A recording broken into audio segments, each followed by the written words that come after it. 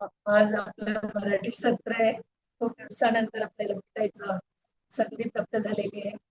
तर आज आपण भगवद्गीता जशी आहे तशी अध्याय 8 अक्षर ब्रह्मयोग यातील आपण 7वा श्लोक समजून घेण्याचा प्रयत्न करणार आहोत. या श्लोकामध्ये सदैव श्रीकृष्णांचे स्मरण आणि कर्तव्य पालन जीवनातील सर्वोच्च साधना याविषयी आपल्याला समजून घेण्यास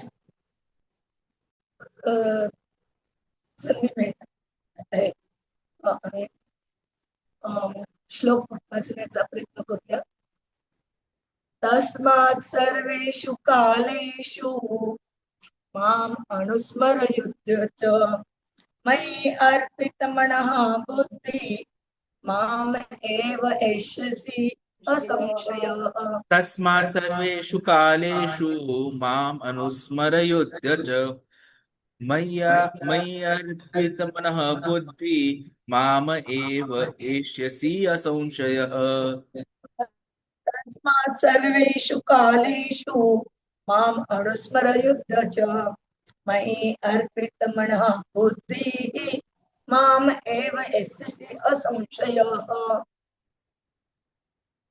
तस्मात् सर्वेषु कालेषु माम् अनुस्मरयुध्य च मयि अर्पितमनः तस्मात् सर्वेषु कालेषु माम् अनुस्मरयुध्य च मयि अर्पितमनः बुद्धिः माम् एव एष्यसि असंशयः. तस्मात् सर्वेषु कालेषु माम् अनुस्मरयुध्य च मयि अर्पितमनः बुद्धिः माम् एव एष्यसि असंशयः. कोणी उच्चारण करण्याची इच्छा करू इच्छितो? हरे कृष्ण माताजी. बोला माताजी, प्लीज रिसाइट श्लोक. तस्मात् सर्वेषु कालेषु माम अनुस्मरण युद्ध च मयि अर्पितमनः बुद्धि माम एव एष्यसि असंशयः. हरे कृष्ण. अजून आहे कोणी? आपण आता अर्थ आणि तात्पर्य बघूया. म्हणून हे अर्जुना, तू सदैव माझे कृष्ण या रूपाचे स्मरण करीत राहा आणि त्याच वेळी आपल्या युद्धरूपी स्वधर्माचे आचरण करीत राहा. स्वतःची कर्मे मला अर्पण केल्याने आणि आपल्या मन आणि बुद्धी माझ्या ठायी स्थिर केल्याने तुला निसंदेह माझी प्राप्ती होईल. तात्पर्य: भगवंताने अर्जुनाला केलेला हा उपदेश सांसारिक कर्मे करण्यात घडून गेलेल्या सर्व लोकांसाठी अत्यंत महत्वाचा आहे. मनुष्याने आपल्या विहित कर्माचा किंवा उद्योगाचा त्याग केला पाहिजे असे भगवंत सांगत नाहीत. आपले विहित कर्म करीत असतानाच मनुष्य हरे कृष्ण महामंत्राचा जप करीत श्रीकृष्णाचे स्मरण करू शकतो. त्यामुळे त्याची भौतिक विकारातून मुक्तता होऊ शकते आणि त्याचे मन तथा बुद्धी श्रीकृष्णांच्या ठायी स्थिर होऊ शकते. श्रीकृष्णांच्या नामांचे कीर्तन केल्याने मनुष्याला सर्वोच्च लोकाची अर्थात कृष्ण लोकाची निसंदेह प्राप्ती होते. ओम ज्ञानतिमिरन्धस्य ज्ञानाञ्जनः शलाकया चक्षुर्मिलितं येन तस्मै श्री गुरवे नमः. श्री चैतन्य मनोभीष्टं स्थापितं येन भूतले स्वयं रूपः कदा मह्यं ददाति स्वपदान्तिकं. वन्देऽहं श्रीगुरोः श्रीयुतपदकमलं श्रीगुरून् वैष्णवाञ्च श्रीरूपं साग्रजातं सगणरघुनाथान्वितं तं सजीवं साद्वैतं सावधूतं परिजन सहितं कृष्ण चैतन्य देवं श्री राधा कृष्ण पादान् सगण ललिता श्री विशाखान्वितांच नमो ओम विष्णुपादाय कृष्ण पृष्ठाय भूतले श्रीमते भक्ति वेदांत स्वामिनिति नामिने नमस्ते सरस्वते देवे गौरवाणी प्रचारिणे निर्विशेष शून्यवादी पाश्चात्य देश तारिणे नमो ओम विष्णुपादाय कृष्ण पृष्ठाय भूतले श्रीमते राधानाथ स्वामी नामिने. जय श्री कृष्ण चैतन्य प्रभु नित्यानंद श्री अद्वैत गदाधर श्रीवासादि गौर भक्तवृंद. हरे कृष्ण कृष्ण कृष्ण हरे हरे हरे राम राम राम हरे हरे. हरे कृष्ण कृष्ण कृष्ण हरे हरे. हरे राम राम राम हरे हरे, हरे कृष्ण कृष्ण कृष्ण हरे हरे, हरे राम राम राम हरे हरे. हरे कृष्ण. आपलं सगळ्यांच्या साप्ताहिक भगवद्गीता कार्यक्रमामध्ये स्वागत आहे. आपण आज 8व्या अध्यायातील 7वा श्लोक समजून घेण्याचा प्रयत्न करत आहोत. आपण ऐकलंय की 5व्या आणि 6व्या श्लोकात ऐकलं की भगवंतांनी काय सांगितलं, आठवतं का तुम्हाला? 5व्या श्लोकात त्यांनी सांगितलं होतं की अंतकालेच मामेव स्मरण उक्त्वा कलेवरम. आणि इथं म्हटलं होतं 6व्या श्लोकात यम यम वापी स्मरण भावं त्यजति अंते कलेवरम. आणि म्हणून मग आता ह्या शब्दात आले तस्मात. तस्मात म्हणजे 5व्या आणि 6व्या श्लोकात त्यांनी स्पष्ट केलं की मनुष्य ज्या भावाचे स्मरण करत शरीर त्यागतो त्याचीच त्याला प्राप्ती होते. आणि म्हणून आता या श्लोकात अर्जुनाला ते अत्यंत व्यावहारिक आणि दिशा दाखवणार, दिशाभूल करणारा नाही तर दिशा दाखवणारा, कोणत्या दिशेला जायचंय त्या दिशेचा उपदेश करतात. ते काय म्हणता येते, माझे स्मरण कर आणि तुझे कर्तव्य कर. ते असं म्हणत नाही की तू कर्तव्य सोडून दे, केवळ माझं स्मरण कर, नाही म्हणते तसं. हा श्लोक फक्त मृत्यूच्या क्षणासाठी नाहीये तर संपूर्ण जीवनासाठी मार्गदर्शक आहे. कारण आपण असं नाही म्हणू शकत की माझा मृत्यू येईल तेव्हा मी कृष्णाचं नाव घेईन, पण ते येणार नाही. कारण आपण सतत ज्याची प्रॅक्टिस करतो, म्हणजे रोज रोज आपण आता आपण रोज जेवण करतो की नाही, सकाळी दुपारी संध्याकाळी जेवतो आपण, आपल्याला म्हणावं लागत नाही की जेवण कर, ऑटोमॅटिक आपली वेळ झाली की आपल्याला भूक लागते आणि आपण जेवण करतो. म्हणजे जी वेळ होती आपली जेवणाची ती आपण बरोबर लक्षात येते आणि त्यावेळेला आपण जेवण करतो. तसंच आपण जर सतत नित्य नियमाने आपण जर हरे कृष्ण कृष्ण कृष्ण हरे हरे, हरे राम राम राम हरे हरे, जर आपण सतत अभ्यास करत राहिलो, सतत नामजप करत राहिलो, ग्रंथाचं पठण करत राहिलो, सेवा करत राहिलो तर आपल्याला नक्कीच आपल्या आयुष्याच्या शेवटच्या, आपल्याला माहित नाही की आपला कोणता क्षण शेवटचा आहे. कारण बऱ्याच लोकांच्या मनात विचार येतो की ठीक आहे शेवटच्या क्षणी ना मग करू, पण आपल्याला माहित आहे का की माझा मृत्यू कधी होणार आहे?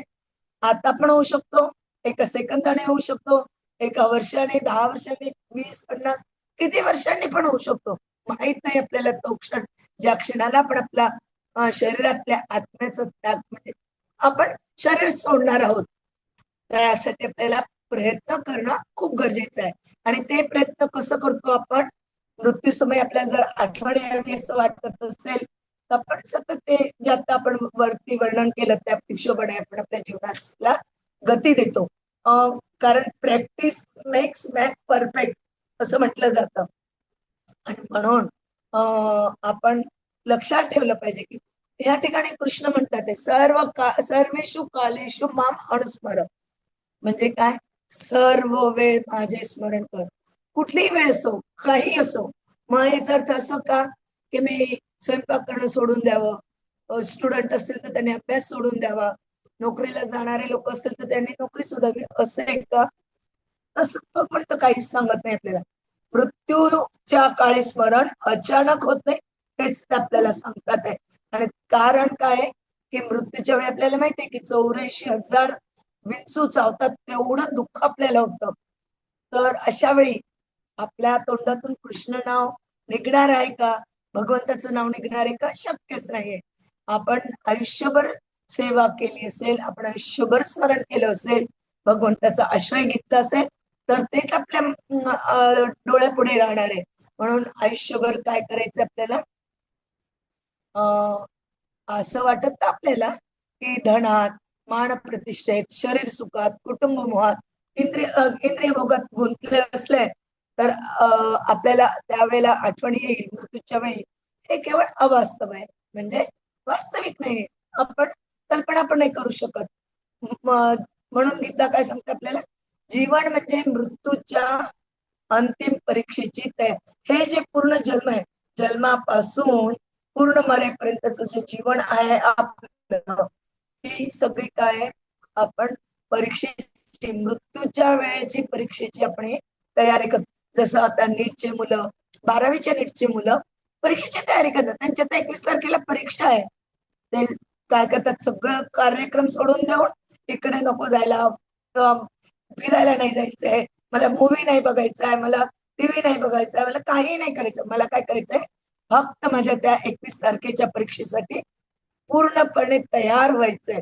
तसंच आपल्याला पण आपल्या मृत्यूच्या परीक्षेसाठी तयार व्हायचंय.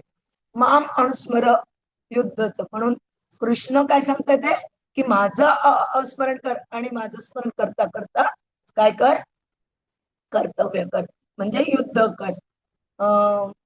अर्जुन म्हणत होता ना, की मी सगळे आपले नातेवाईक बघून तो म्हणाला की मला युद्ध नाही करायचं, मी जंगलात जाईल किंवा मी भिक्षा वगैरे मागेल. म्हणजे सगळं सोडून जंगलात जाणं, कर्तव्य सोडणं, फक्त ध्यान करणं, असं ते म्हणत नाहीत. माझं स्मरण भगवद्गीतेचं जे तत्व सांगितलं गेलं आहे ते म्हणजे पलायन नाहीये, तर ते आध्यात्मिक जीवन आहे. कर्तव्य करताना भगवंताचे स्मरण ठेवणे. जसं आपण म्हणतो ना, की आपण पाहिलेलं आहे की आपण ज्या वेळेला खेड्यातली बायकांना बघतो की त्या काय करतात, नदीवरून पाणी आणावं लागायचं अगोदर, तर एका डोक्यावर काय करायचे, ते एक हांडा, मग त्याच्यावर दुसरा, त्याच्यावर तिसरा, बगलेमध्ये छोटं बाळ असेल तर त्या बाळाला पण घ्यायचे, पुन्हा एक हातात बकेट पण असायची. आणि चालता चालता त्या आपल्या सहचारिणी ज्या मैत्रिणी होत्या त्यांच्या बरोबर बोलणं, त्यांच्याशी कधी कधी भांडणही करत असतील, पण त्यांचं लक्ष कुठं होतं, आपल्या शेवटच्या हंड्याकडे, कसं आहे ते व्यवस्थित स्थिर आहे की नाही, आणि त्यांचं एकाग्रता त्या तिघ हंड्यांवर होती. तसं आपण आपली पण एकाग्रता कार्य करताना कुठे ठेवली पाहिजे, कृष्णांच्या चरणांवर. आणि संसारातील कार्य, जबाबदाऱ्या, लोकांशी व्यवहार, हे सगळं काय अंतर्मनात भगवंताचं सतत स्मरण चालू ठेवतात ते. आता आपण अजून एक खेळ बघितलेला आहे पहा, डोंबाऱ्याचा खेळ. त्याच्यावर मुलगी म्हणा किंवा मनुष्य म्हणा कोणीतरी त्या दोरीवर चालतं, ते गाणं पण बोलत असतात किंवा असे असे बोलत असतात, हात हलवत असतात, अभिनय पण करत असतात, पण त्यांचं लक्ष कुठं असतं, त्या दोरीवर, की आपला पाय दोरीवर बरोबर पडतो आहे की नाही, आणि आपलं ते बॅलन्स करतात. तसंच भक्तांचा व्यवहार कसे पाहिजे, बाहेरचे व्यवहार ते करतात आहे, पण अंतर्मनातून त्यांचं संबंध भगवंताशी जोडलेलं पाहिजे. आपण बघतोय आजकाल की किती गाड्या फिरताय रस्त्यांवर. पूर्वी नव्हत्या एवढ्या, 15-20 वर्षापूर्वी म्हणा किंवा 40-50 वर्षापूर्वी म्हणा, आपण एवढ्या गाड्या बघितल्या नसतील. पण आज रस्त्यावर जर बाहेर निघायचं म्हटलं तर रस्त्याने पायी चालणं मुश्किल झालंय. गाड्याच गाड्या आहे. जसं काही त्यांची जशी मुंग्यांची रांग सुरू असते ना, तशी ती गाड्यांची लाईन असते. तर त्यावेळेला मोटर, म्हणजे जो ड्रायव्हर असतो ती गाडी चालवणारा, तो काय करतो, त्याला आपल्या परिस्थितीनुसार गिअर बदलावा लागतो, लोकांशी बोलावंही लागतं, आणि वाहन पण नियंत्रित करावं लागतं की आपल्या गाडीखाली समोर कोणी तर येणार नाही ना. त्याप्रमाणे त्याला टर्न टर्न पण करावं लागतं. त्याचं लक्ष रस्त्यावरून हटत नाही. तसंच भक्त जे आहे, संसारातील कार्यामध्ये गुंतलेला असला तरी तो भगवंताशी अंतर्मनाने जोडलेलाच असतो. म्हणून भगवंताचं स्मरण, संसार मुख्य नाहीये, तो स्मरण स्मरण महत्वाचं आहे. आपल्याला वाटतं की संसार मुख्य आहे, स्मरण गौण आहे, पण खरं म्हटलं तर भाव काय असतो, काम नीट व्हावे आणि त्याचबरोबर भगवंताचे स्मरणही राहावे, ही खरं महत्वपूर्ण अवस्था आहे. मी एक उदाहरण असं ऐकलं की मुलं परीक्षा देणारी मुलं जे खूप तणावामध्ये असतात, पण काही मुलं काय तर भक्तांची पण असतात, ती पण परीक्षा देत असतात आणि ती जप वगैरे करून मग परीक्षेला जातात. तर अशा वेळेला त्यांचं जी स्थिती आणि दुसऱ्या मुलांची स्थिती यामध्ये आपल्याला फरक जाणवतच असेल. मग विद्यार्थी म्हणतील की आम्ही अभ्यास करायचा की आम्ही जप करायचं, तर गृहिणी म्हणतील की आम्ही स्वयंपाक करायचा की जप करायचं, नोकरीला जाणारे लोक म्हणतील की आम्ही 24 तास नोकरी करायची की जप करायचा, सेवा करायची. कसं बॅलन्स करायचं, आम्ही कसं होऊ शकतं. तर इथं प्रभूजी म्हणत होते की विद्यार्थी अभ्यास करतायत, सुरुवातीला त्यांनी अभ्यासाला बसण्यासाठी अगोदर एक माळा तरी जप करून घेतली पाहिजे आणि भगवंताला प्रार्थना केली पाहिजे की मी जे कार्य करताय त्या कार्यासाठी तुम्हीच मला प्रवृत्त केलेलं आहे आणि ते कार्य करून घेणं तुमच्या हातात आहे. मी तुमची चरणाची शरणागती स्वीकारलेली आहे. तुम्हीच जे काय करायचं ते माझ्याकडून करून घ्या, मी एक निमित्त मात्र आहे. अर्जुनाला पण म्हटलं होतं ना, निमित्त मात्रम सव्यसाची. तसंच आपण प्रार्थना करायची आहे त्यांनी की मी एक इन्स्ट्रुमेंट आहे, साधन आहे कार्य करण्यासाठी. विद्यार्थ्यांचं झालं, आता आपण बायकांचं म्हणू. बायका काय करतात, स्वयंपाक करताना हरिनाम सतत तोंडात चालू ठेवू शकतात किंवा आता तर प्रत्येकीकडे मोबाईल आहे, त्यामुळे मोबाईलवर हरिनाम संकीर्तन किंवा कथा वगैरे लावून त्या ऐकू पण शकतात. म्हणजे आपलं लक्ष तिकडे असतं, आपण सतत त्याच्या संबंधात असतो आणि ते ऐकणं म्हणजे ते कृष्ण आणि त्यांचा ध्वनी डिफरंट आहे, एकच आहे. म्हणजे आपल्याला कृष्णाचा संग प्राप्त होतच असतो आणि पुन्हा तिथं जे भक्त लोक असतात त्यांचा पण संग प्राप्त होतो. तसंच कार्य करताना किंवा गाडी चालवताना आपण व्हिडिओ ऑन ठेवू शकतो किंवा ऐकू शकतो. साफसफाई करणारे जे लोक असतात ते पण तसंच कानाला, आता आपण बघितलंच आहे की गाडी चालवताना पण लोकांच्या कानाला हेडफोन लावलेले असतात, त्यांना आपण आवाज दिला तरी ऐकू येत नाही त्यांना.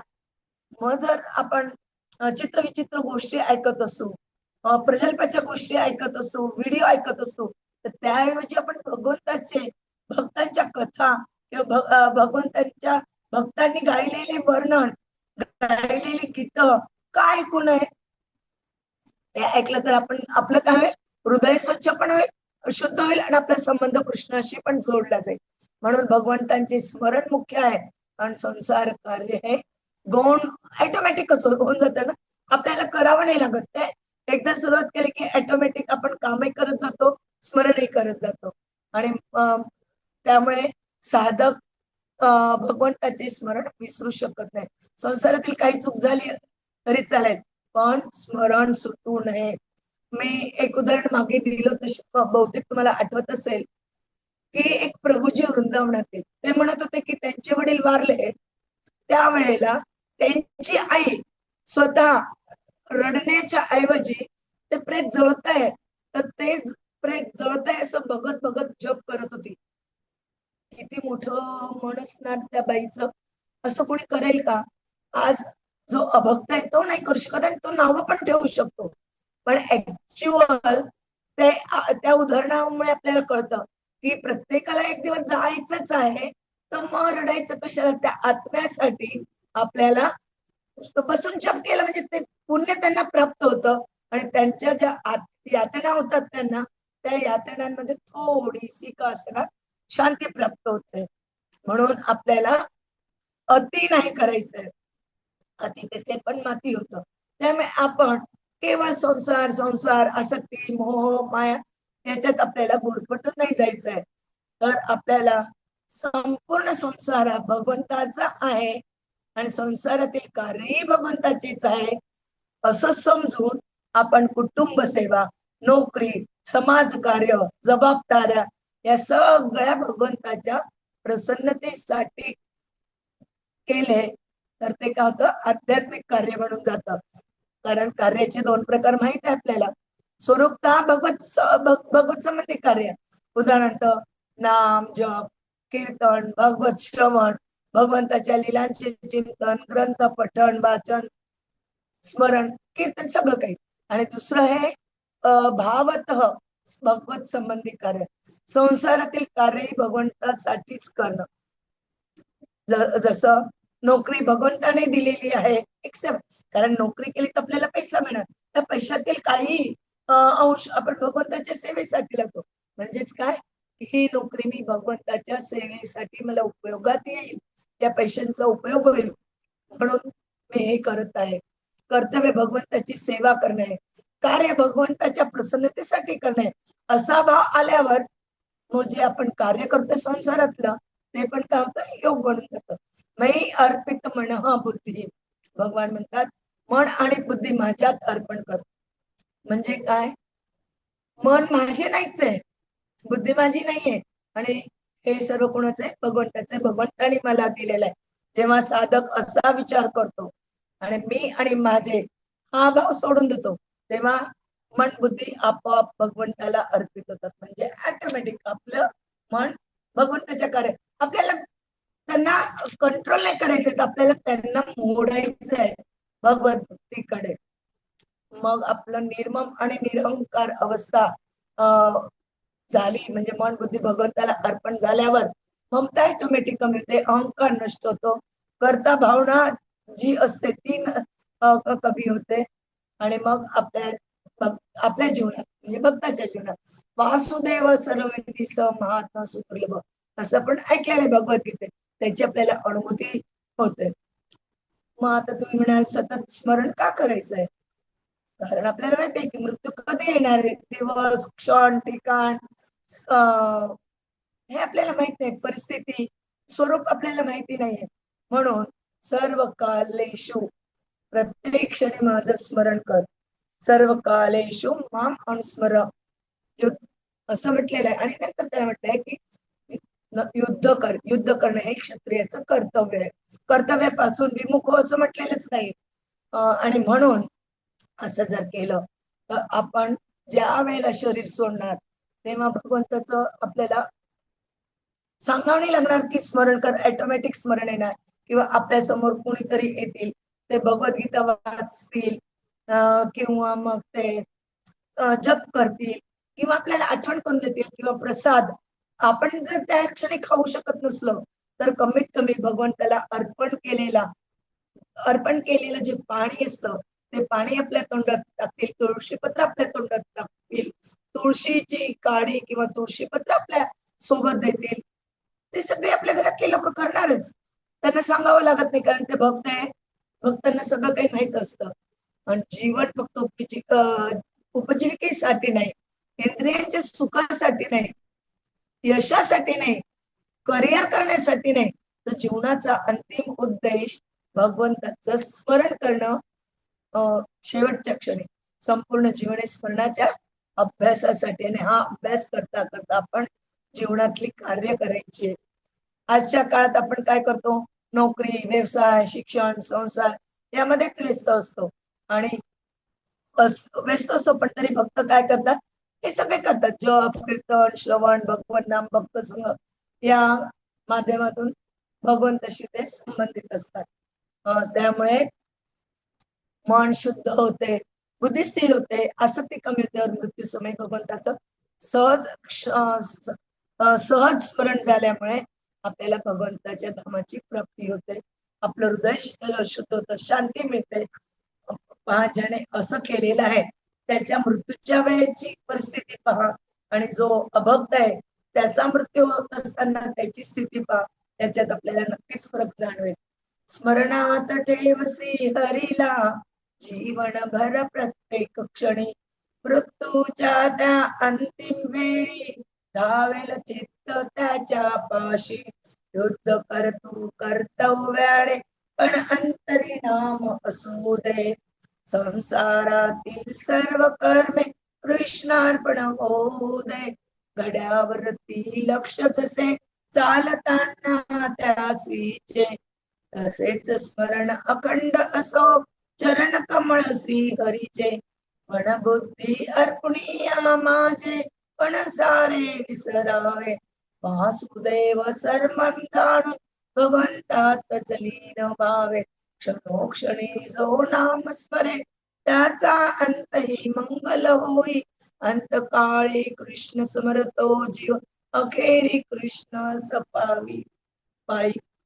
तसंच आपण प्रार्थना करूया की हे भगवंता, मला तुम्ही या श्लोकात जे काय सांगितलं आहे त्यानुसार मला शक्ती द्या की मी तुमचं हर क्षणासाठी तुमचं नामस्मरण करीन, भगवंताचं सेवा करेल, भक्तांची सेवा करेन, प्रसाद सेवन करेन, जे नेहमी आपल्याला प्रभूची सांगता ABCDचं पालन, ते पालन करत करत मी पूर्ण जीवन आहे आपण सकाळपासून संध्याकाळपर्यंत, भले आपल्याकडून नाही होते तर काय करायचं आपण? सकाळी ऑफिसमध्ये जाण्यापूर्वी जप करायचे, भगवंताला प्रार्थना करायची निघताना, भगवंता मी तुमच्या संतुष्टीसाठी तुमच्या सेवेला मला मदत करता यावी म्हणून मी कार्य करण्यात जात आहे. आल्यानंतर म्हणायला पाहिजे की भगवंताने मला छान पूर्ण दिवसभर छान मजेत ठेवलं. मला कसलाही त्रास झाला नाही, कारण जो भक्त असतो ना त्याला कितीही जरी संकट आले तरी त्रास होत नाही. आणि तुमच्या सेवेसाठी मी मला बांधून ठेवलं त्याबद्दल धन्यवाद. परत आपण आरती करायची, परत आपण भगवद्गीता ऐकायची आणि आपलं भगवंताचा श्लोक म्हणत म्हणत प्रसाद घेतल्यानंतर झोपून जायचं. असं आपण सतत चालू ठेवायला पाहिजे. हीच आपण प्रार्थना भगवंताला करूया की हीच सद्बुद्धी मला दे की मी एक क्षण बरे आपणास विसरू शकणार नाही आणि आपल्या चरणांची मी सतत आश्रय घेत राहील. हरे कृष्ण. वांछा कल्पतरुभ्यश्च कृपा सिंधुभ्येव च पतितानां पावनेभ्यो वैष्णवेभ्यो नमो नमः. हरे कृष्ण.